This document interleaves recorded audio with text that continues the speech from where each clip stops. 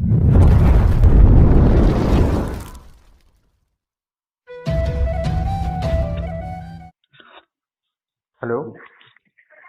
प्रणाम गुरु जी, प्रणाम।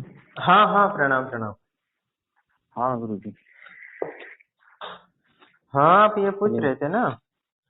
हाँ, यही पूछ रहा था मैं। उस दिन मैं ना वीडियो देखा था आपका, उस हाँ पे यूट्यूब यूट्यूब पे। हाँ। तो मैंने मैंने पूछा था कि क्या गुरु जी वशीकरण करना या करवाना नैतिक कार्य है या अनैतिक कार्य है, मतलब ये नहीं, ये तो पाप ना है या। वशीकरण करने से ना बहुत बड़ा दोष लगता है।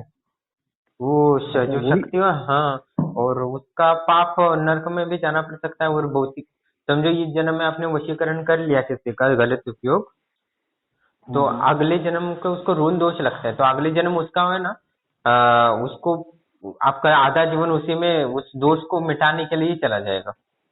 ऐसा हो सकता है। तो इसीलिए हाँ, वशीकरण करते हैं तो सिर्फ ऐसे उसमें बहुत तरीके होते हैं। जैसे पति पत्नी में वशीकरण करते हैं तो वो अच्छा हो जाता है। ठीक है। अच्छा अच्छा। हाँ, समझो बेटा अपने माँ, आप समझो बेटा बिगड़ रहा है, शराब के नशे में जा रहा है, बाप की सुन नहीं हम्म। रहा, काम धंधा नहीं कर रहा, तब बाप बेटे का वशीकरण करे तो वो सही माना जाता है।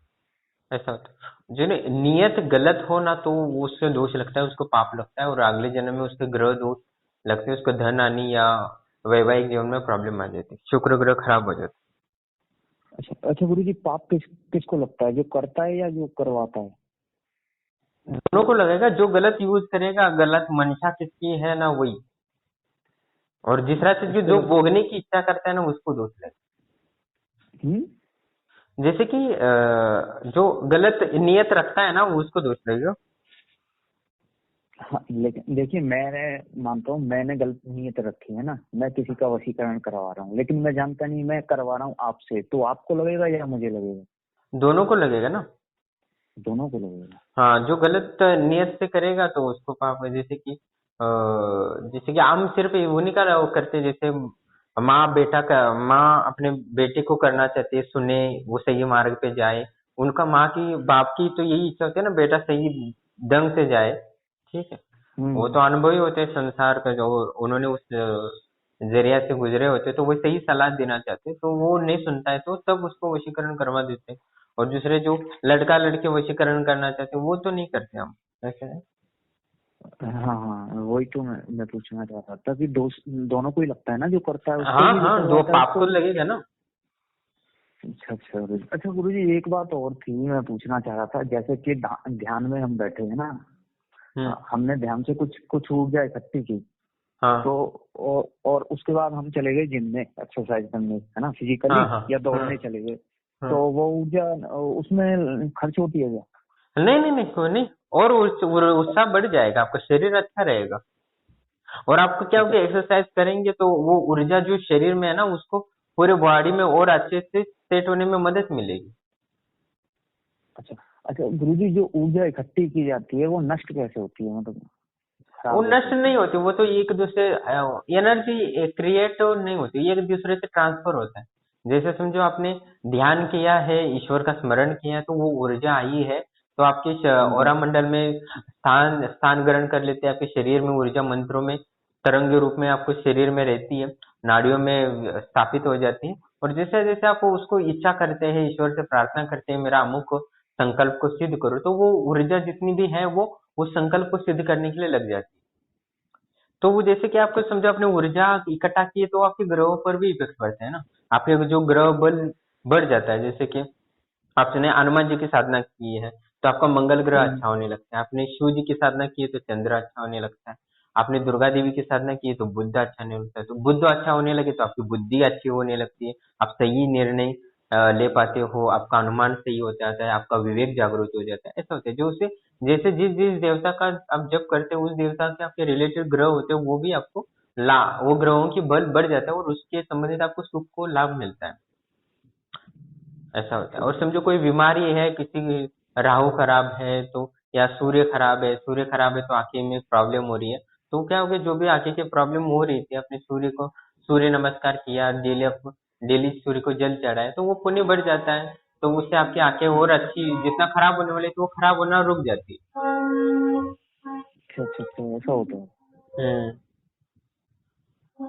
और वशीकरण करते हैं जिसको गलत प्रयोग कोई भी करता है उसका पाप नुकसान होता ही होता है। मेन चीज ये है कि आप कोई भी काम करो उसका थोड़ा सा नुकसान थोड़ा सा फायदा होता ही रहता है। किसी ना किसी का फायदा या नुकसान होता ही रहता है। जो जिसका नुकसान होगा उसने आपको भरपाई करनी ही पड़ेगी अगले जन्म में। वही मैं जानना चाह रहा था, और तो कुछ नहीं है मुझे। हाँ बस ऐसा कि मैं एक कहानी बताता हूँ वैसे आपको। एक कहानी हम्म था, एक व्यक्ति तालाब के किनारे बैठा है ऐसा समझो, ठीक है। हम्म हाँ, और तालाब के किनारे बैठा है और उसके गोदी में एक बच्चा बैठा है, ठीक है। वो हम्म क्या कर रहा है कि तालाब से मछलियां निकाल के वो अपने बेटे हम्म को खिला रहा है, ठीक है। हम्म पहले आदिवासी में ऐसा ही होता था ना कि डायरेक्ट मछलियां निकालते थे, डायरेक्ट खिला देते थे बच्चे को, है ना। तो अच्छा अच्छा। हाँ ऐसा होता था, गांव में ऐसा ही होता है। तो वो और एक कुत्ती थी, वो मछली को खाने का प्रयास कर देती थी और आधा फेंका हुआ मछली वो खाने का प्रयास करती थी, ठीक है। आपको ये दिख रहा है, हम्म ऐसा एक सीन है, ठीक है। एक व्यक्ति है, उसके गोदी में बच्चा है, बच्चे को वो तालाब से निकाल के मछली खिला रहा है। और वो एक कुत्ता है, वो छीनने का प्रयास कर रही है, उससे मिलने का आशा रख रही है। तो आपको ये दिख रहा है ना, ठीक है। हम्म ये साधारण व्यक्ति के दृष्टिकोण। तो एक दिव्य दृष्टि व्यक्ति एक वह आता है तो उसको क्या दिखता है, उसको ये दिखता हम्म है कि एक एक अ, एक पुत्र है ना, अपनी माँ को मार रहा है और अपने पिता को खा रहा है। और अपने पिछले कुछ ही सालों में एक व्यक्ति का उसने जान से मार दिया था, उसको वो खाना खिला रहा है। ऐसा दिव्य दृष्टि से दिखता है। मैंने ये नहीं समझ गया क्या हुआ, नहीं हाँ तो समझा। तो नहीं। इसमें क्या हुआ, हाँ जो कुत्ती है ना उसकी माँ है, वो मारकर भगा रहा है बीच बीच में। और जो मछली था ना वो पीछे उसका बाप था, ठीक है। और वो हाँ उसी हाँ। मछली वहां से तालाब से निकाल कर वो बेचता था, उसका पिता वो था। तो अभी वो मछली बन गया था और उस मछली को भी मारने वाला उसका बेटा ही था। और उसको खिला किसको रहा है, वो अपने बेटे को खिला रहा है। वो बेटा कौन था, कुछ साल पहले वो पत्नी के साथ रंगियात पकड़ा गया था, वो प्रेमी था पत्नी का, अच्छा, जो अभी वो बेटा है पत्नी भी उसको। उस। हाँ अच्छा अच्छा, ऐसा था। हाँ हाँ। तो ये क्या हुआ कि वो जो पत्नी का प्रेमी था उसको वो रंगेहाथ पकड़ा गया था, तो उसने गुस्से में आकर उसको काट के वही दफना दिया था। तो वो क्या हुआ, जो प्रेम उस पत्नी का जो प्रेमी था वही उसका भी बच्चा है। वो कुछ साल पहले वो उस स्त्री को भोगने की इच्छा रखता था, अभी उसी को अभी माँ माँ पुकारता है वो। हाँ। अच्छा यानी ऐसा है। जिसने वो संबंध रखे थे शारीरिक, वही अभी हम्म उसका बेटा बन, यानी जो स्त्री अभी कभी कभी सोचा भी नहीं होगा, जिसके साथ वो प्रेमी था, जिसके साथ वो संबंध बनाती थी, वही अभी उसका हम्म बेटा बन गया। और अभी वो जो मछली उसको खिला रहा है दूसरों को, मछली मारकर अपने बेटे को, वही वो हम्म शत्रु है जो कुछ साल पहले उसने उसको मार दिया था।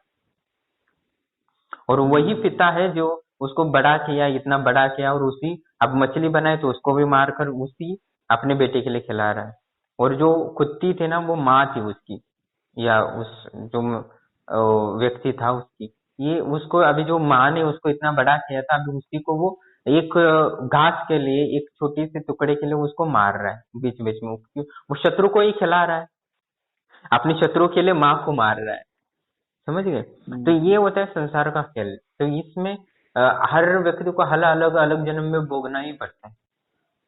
इस जन्म में अभी माँ है तो अगले जन्म में वो स्त्री बहन भी बन सकती है, और स्त्री भी बन सकती है, प्रेमिका भी बन सकती है। इस जन्म में वो प्रेमिका है तो अगले जन्म में माँ बन सकती है, ऐसा होता है। ऋण कैसा ना कैसे छुड़ा अच्छा अच्छा चुकाना अच्छा। पड़ता है। हाँ अच्छा समझो आपने। ये गुरुजी, मैं ये डिसाइड कौन करता है कौन क्या बनेगा? ये कर्म डिसाइड करता है, कर्म प्रकृति के नियम अनुसार है। जो कर्म करता है वैसे ही उसको भोगना पड़ता है। जो जैसा कम करेगा, जो दूसरों का विश्वासघात करता है तो मछली बन जाता है।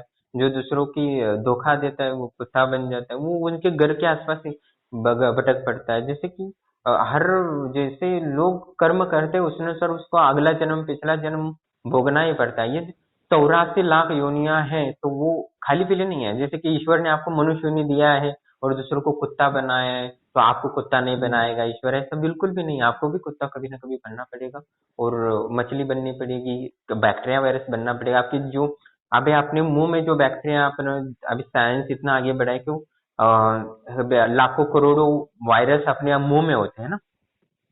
हम्म, हाँ, तो इसमें भी वो भी कभी भी अभी तुम बने नहीं है, तो वो जिनका जिनका उनका पुण्य बढ़ेगा तो उनको अ, उसी तरह उनका अगला जन्म मनुष्य भी होगा, वो भी कभी अपने अभी हमारे मुंह में जो बैक्टीरिया वायरस है वो आगे जाके जिनका उनका बल बढ़ेगा तो उसी अनुसार उनको मनुष्य होने भी मिलेगा। तो आप बोलेंगे वो कैसे कर्म करेंगे, वो तो माला जपते नहीं है, ना कोई ईश्वर का ध्यान करता है बैक्टीरिया वायरस, तो उनको कैसे पुण्य बढ़ेगा? तो वो कैसे बढ़ेगा मैं बताता हूँ।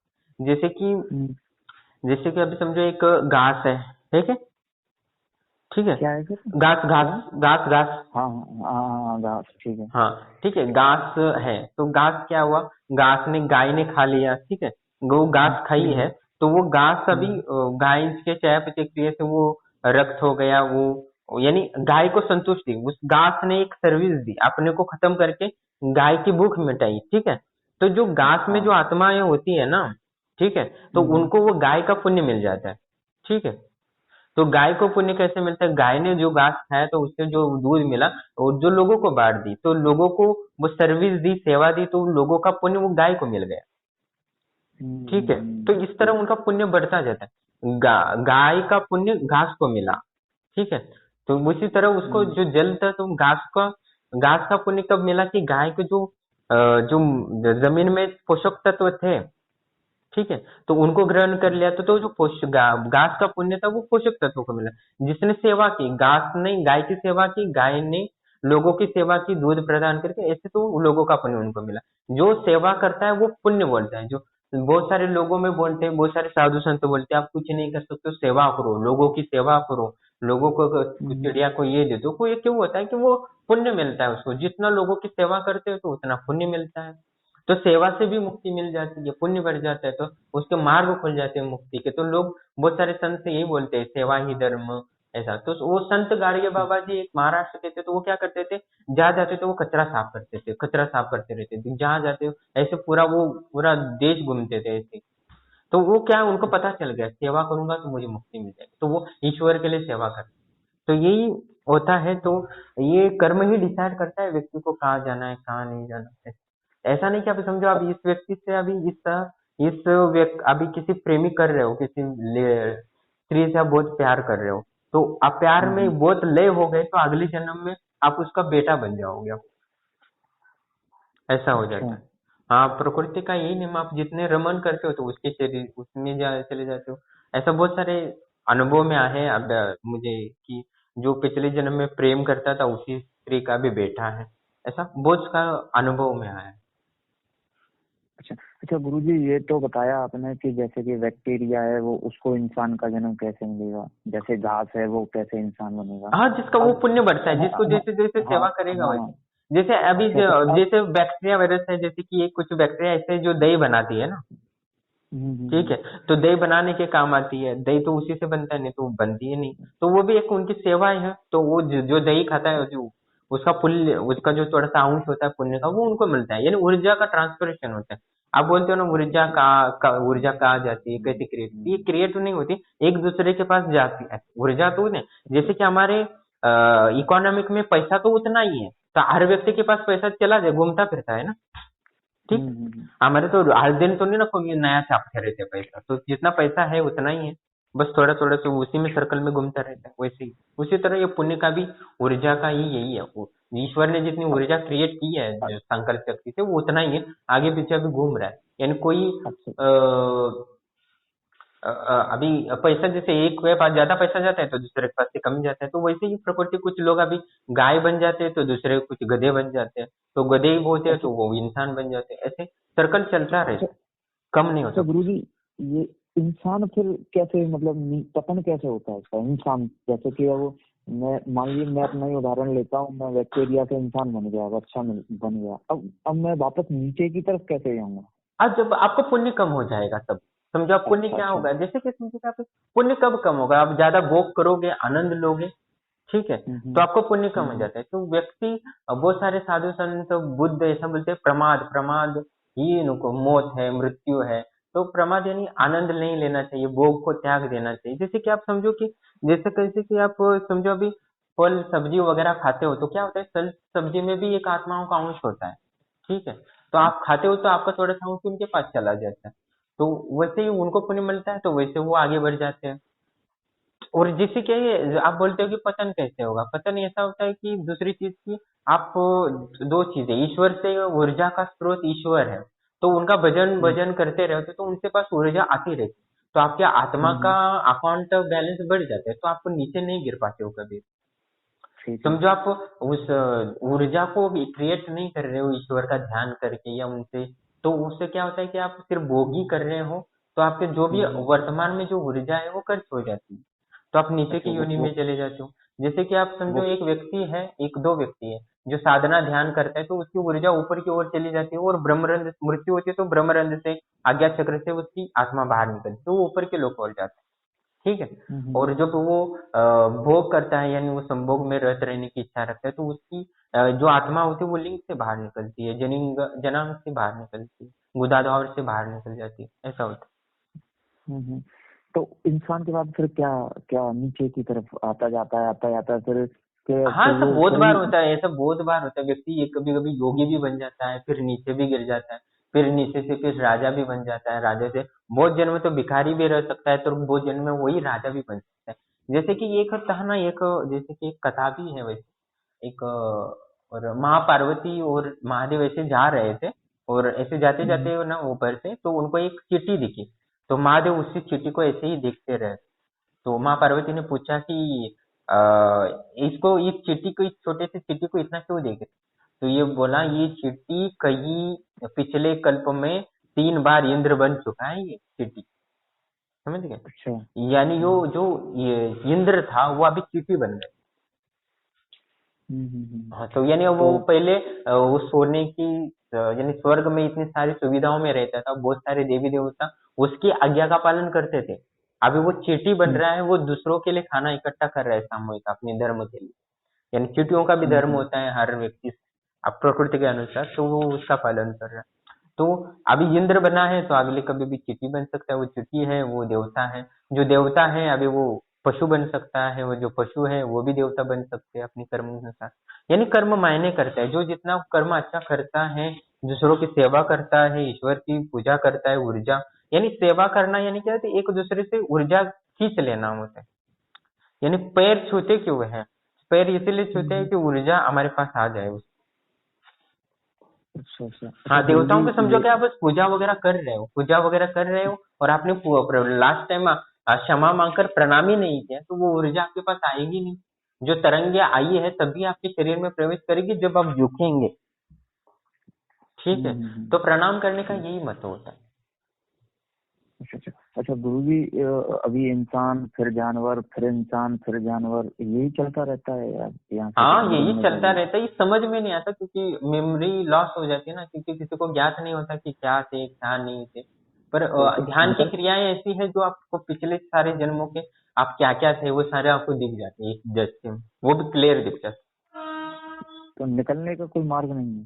हैं। निकलने का यही है, निकलने का एक ही मार्ग होता है, एक ज्यादा से ज्यादा आप पुण्य इकट्ठा करो, ऊर्जा इकट्ठा करो, तो आप परलोक जा हम्म, सकते हो। जैसे कि निकलने का यही मार्ग है, जैसे कि आप समझो दुर्गा देवी की साधना करते हो, ठीक है, तो मोक्ष में भी बहुत सारे प्रकार है मुक्ति के, तो आप उनमें से हम्म, आप समझो सायुज मुक्ति होती है, आनंद सायुज मुक्ति होती है, ब्रह्म सायुज मुक्ति होती है, ब्रह्म आनंद सायुज मुक्ति होती है, और दूसरा कैवल्य मुक्ति होती है। तो आप जैसे समझो दुर्गा देवी का आप 10 लाख या 50 लाख जब कर लेते हो जीवन में, तो आप कुछ दिन हम्म, के लिए दुर्गा देवी जी के जो लोक है उस लोक में जा सकते हो, विष्णु जी की आपने साधना की तो विष्णु लोक में जा सकते हो, और स्वर्ग में गए तो भी आप स्वर्ग, समझो आप यज्ञ वगैरह करते हैं, हवन करते हैं, स्वर्ग को आपको प्राप्त हुआ, आपने बहुत सारा दान पुण्य किया, तो स्वर्ग में भी हम्म, आपको उतना भी फल मिलेगा जितना आपने पुण्य किया। समझे आपका दो मित्र है, ठीक है, हम्म, आपका आपने थोड़ा सा समझो कि आपने 1 लाख पुरस्चरण किए और उसने 2 लाख पुरस्चरण किए, तो उसको जो सुख मिलेगा अप्सरा का, उसको ज्यादा सुंदर हम्म, अप्सराएं मिलेंगी, आपको कम अप्सराएं मिलेंगी, ऐसा वर्णन आता है। पर ये जितना सुविधा होती है ना देवताओं को, ज्यादा समय, उसने ज्यादा पुण्य किया तो उसको 2 साल ज्यादा रहने को मिलेगा, पर आपको कम मिलेगा, ऐसा होता है। यानी जिसके पास जितना पुण्य होता है उतना उसको ही मिलता है।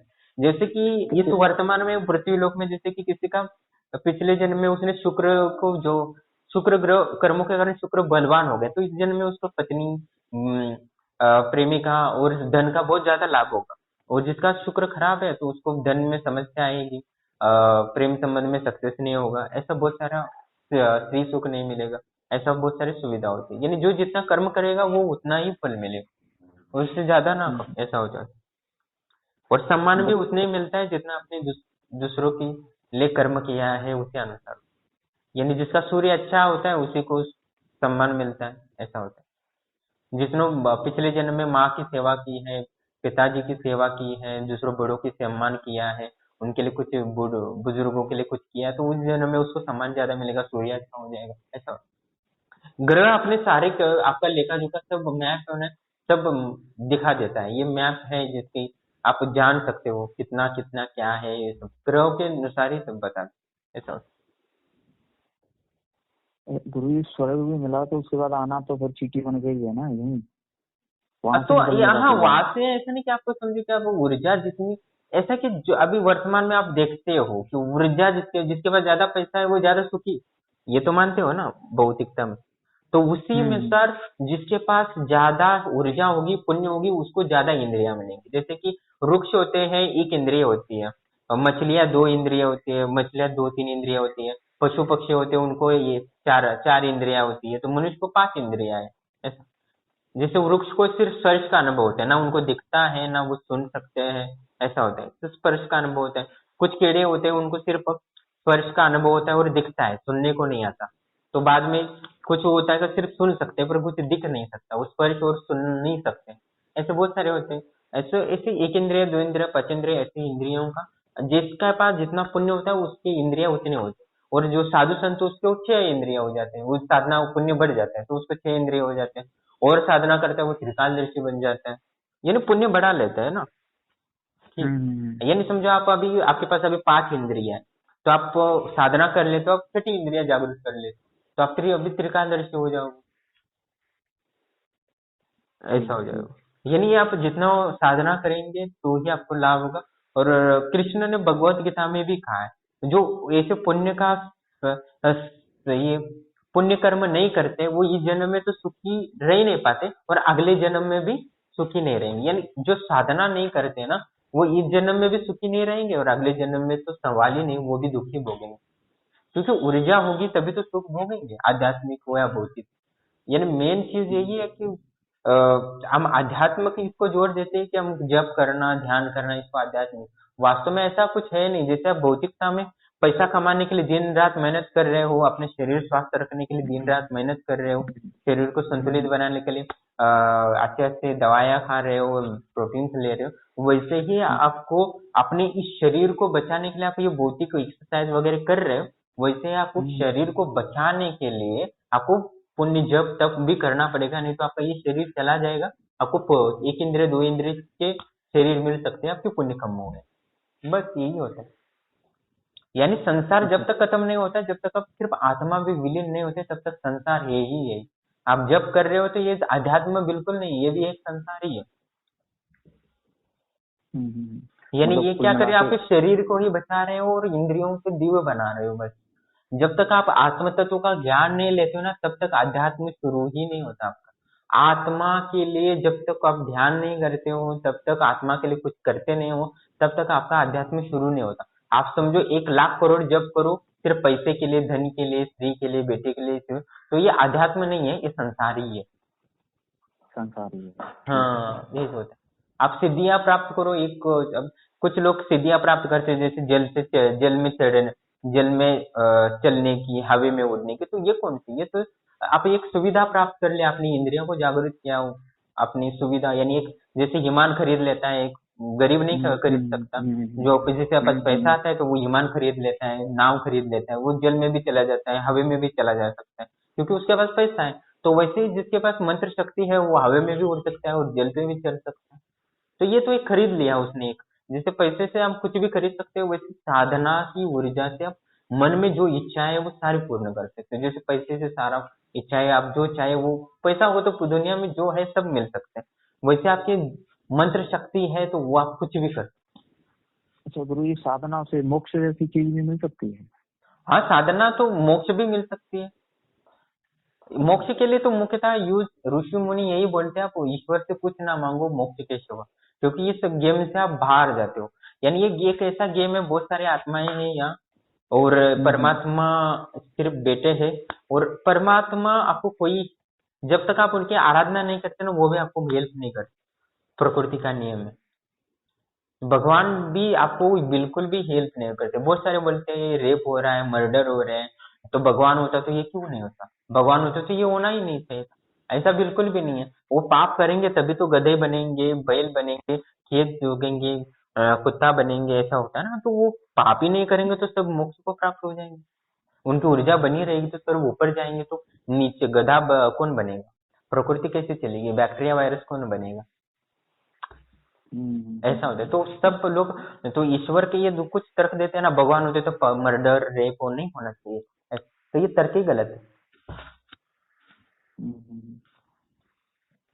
यानी कि जो मांगो वो मिल ही जाता है।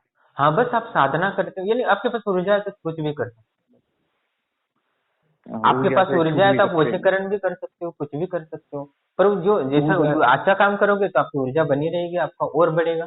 और आप गलत काम करते हो तो आपकी ऊर्जा कम हो जाती है और आप नीचे की ओर चले जाओ। ऊर्जा है तो छूट भी सकते हैं गुरु जी, हाँ, जीवन ऊर्जा मरण आपने से। फिर से समझो, आपको आपने कोई पाप किया है और अपनी ऊर्जा को बढ़ा लिया, तो आपको जो योनि में जाने वाले थे पशु योनि में, तो उससे बच पाओगे, ऊर्जा हुई। ऊर्जा हुई तो मतलब जीवन मरण के चक्र से भी निकल सकते हैं, ज्यादा हाँ, ऊर्जा ऊर्जा, हुई। हाँ, बस यही होता है। यानी सारा यही पे बात आता है, ज्ञान और शक्ति। यानी शिव ज्ञान रूपी और माँ भगवती को जिस शक्ति बोली जाती है वही है। बस इनकी कृपा होगी तो सारा कुछ मिल जाता है। यानी इसीलिए व्यक्ति चलिए। को हर समय अपनी को ऊर्जा बनाते रहना। जैसे कि अभी ब्रह्मा है, विष्णु है, महेश है, वो अभी भी आराम से बैठे नहीं है, खाना पी के खाते से बैठे से नहीं है, वो हर समय तपस्या करते रहते हैं। पता है आपको? समझो आप ब्रह्मा विष्णु महेश अभी जो वर्तमान में तपस्या कर रहे हैं, वो अभी छोड़ देते हैं तो ईश्वर से जो ऊर्जा मिलती है उनको वो नहीं मिलेगी।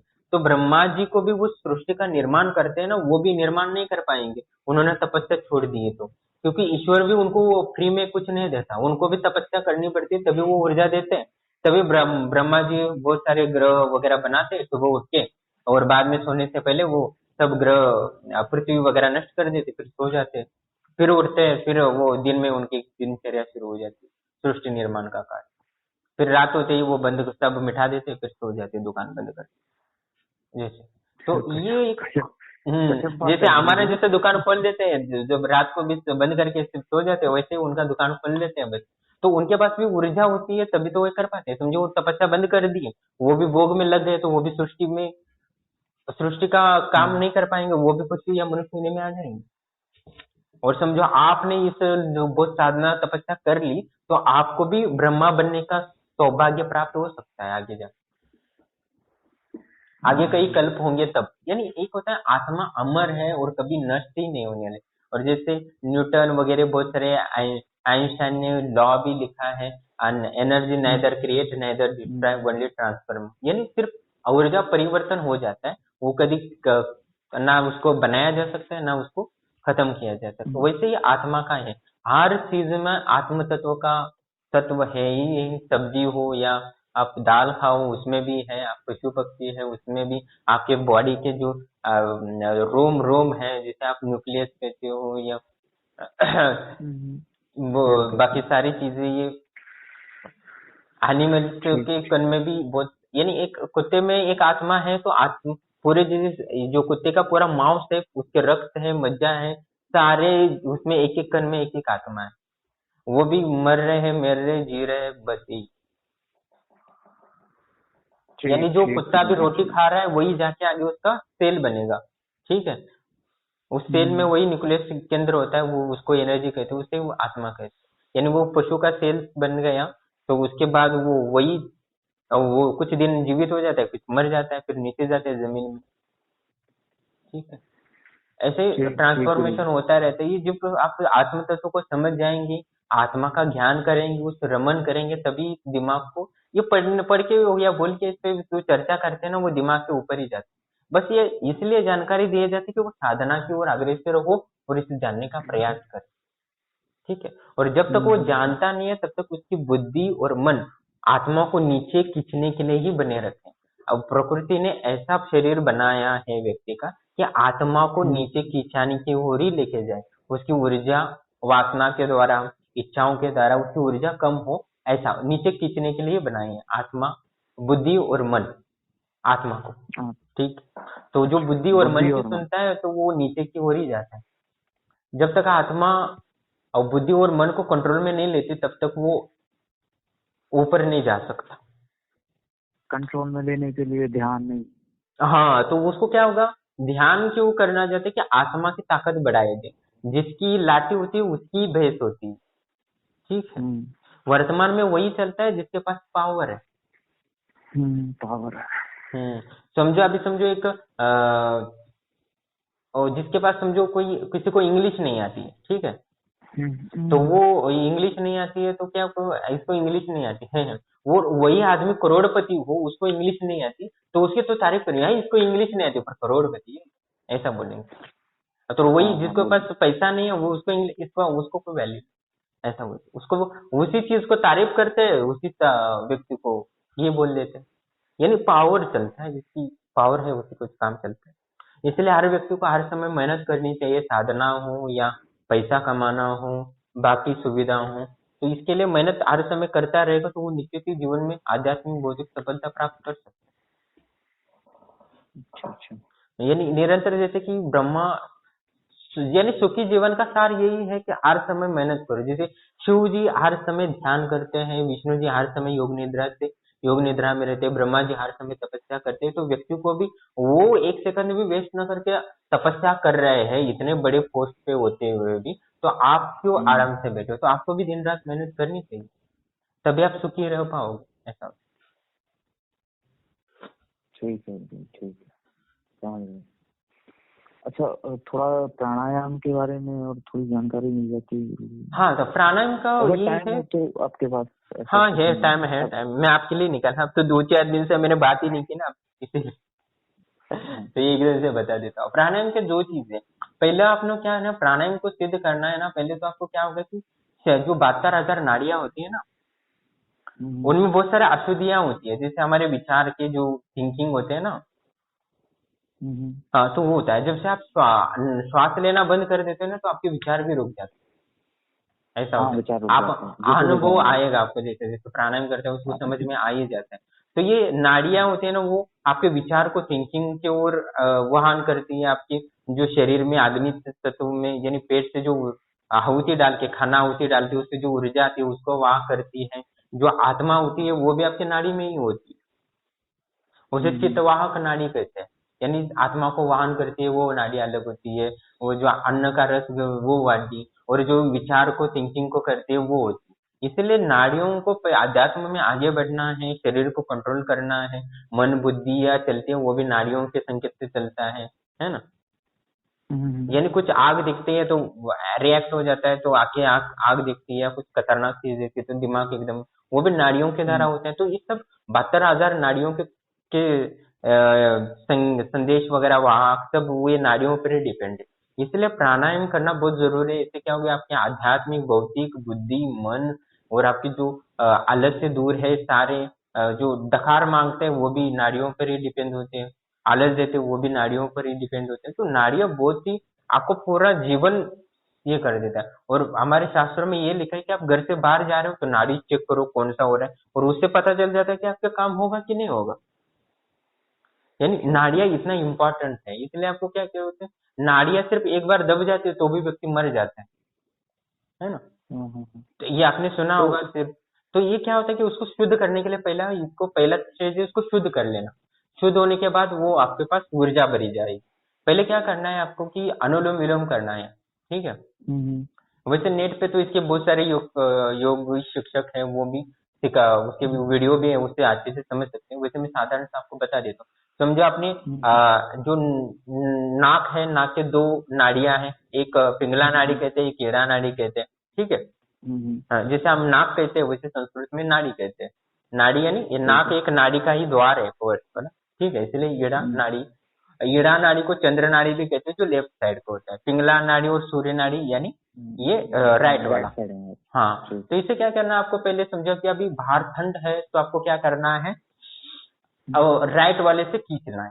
समझो बाहर गर्मी ठीक है। है तो लेफ्ट वाले से लेफ्ट। खींचना है, क्योंकि वो जो लेफ्ट वाली नाड़ी होती है वो ठंड वाली होती है, और राइट वाली वो उष्णता वाली होती है, सूर्य नाड़ी होती है। ठीक है, तो जैसे जैसे इससे क्या होगा, शरीर पे आप तापमान वगैरह टेम्परेचर भी इसी नाड़ियों की मदद से कम ज्यादा कर सकते हैं।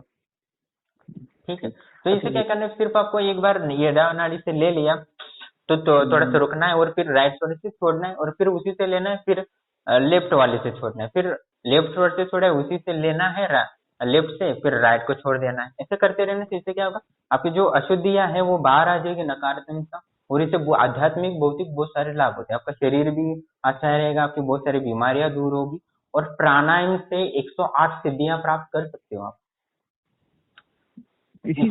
हाँ, इसी से आप त्रिकालदर्शी भी बन सकते हो। इसी से मैंने एक बार बहुत प्राणायाम करता था, पहले तो मैं तंत्र का साधना नहीं करता था, योग साधना करता था। योग साधना से ही मैं त्रिकालदर्शी बन गया था, यानी व्यक्ति को देखते हुए उसका सारा कुछ पता चल जाता। तो यानी इसके जैसे कि हाँ, ये आप बोलेंगे कितना साधना जप करना पड़ेगा, ये व्यक्ति पर है, जो कितना जप करता है उस पर डिपेंड है, हर व्यक्ति के लिए अलग है। साधारणता जो जितना साधन जब अपनी ये कैसे प्रमाण आप पूछ रहे हैं ना, प्रमाण ऐसे कि आप जितना श्वास को रोक सकते हैं ना, उतनी ज्यादा आपकी सिद्धियां मिलने शुरू हो जाए। अच्छा, यानी कि समझो आप 1 मिनट रुक रहे हो तो आपका क्या होगा कि आप समझो आप 5 मिनट भी रोकने या 2-3 मिनट भी रोकने लगोगे ना डेली, इतनी क्षमता आ जाए, तो आप आपके शरीर के सारी सारी जो भी बीमारियां, सारी बीमारियां दूर हो जाएंगी, और आप जवान होने लगे होंगे। समझो कोई बुढ़ा है जो 50 साल का है, और वो प्राणायाम करना शुरू कर दे दिन भर, तो वो फिर से जवान हो सकता है। कमाल है। पर उसने को उतनी मेहनत करनी चाहिए, और ये बहुत ही गुप्त ज्ञान है, वैसे तो सब कुछ पता है, पर जो अनुभवी होते हैं ना उन्हीं को पता है कि इसका पूरा लाभ कैसे लिया जाए। उसको फिर से वो अग्नि, तो यानी व्यक्ति बुढ़ा क्यों होता है कि उसका जो पाचन तंत्र होता है ना वो बिगाड़ जाता है ना, जो नाड़ियां होती है ना, जो ऊर्जा क्रिएट हो रही है वो शरीर को पहुंचा नहीं पाता हर जगह। तो क्या फिर प्राणायाम कर लेते हैं ना, प्राणायाम से क्या होता है, नाड़ियां फिर से अपना काम करना शुरू कर देती है, जो रस बन रहा है पेट में, तो वो उस रस को हर पूरे कोने कोने तक, सेल तक, हर रोम रोम तक पहुंचा देगी ऊर्जा, तो वो फिर से जवान होने लगे। तो जवान होने का सवाल, बुढ़ा होने का सवाल ही नहीं, जब ऊर्जा मिल रही है सारे अवयवों को, तो वो अवयव काम करते रहेंगे पूरा जीवन। तो बुढ़ा इसीलिए होता है क्योंकि उसको ऊर्जा नहीं मिलती, तो इसीलिए वो टिश्यू वगैरह सेल्स होते हैं वो कमजोर हो जाते हैं।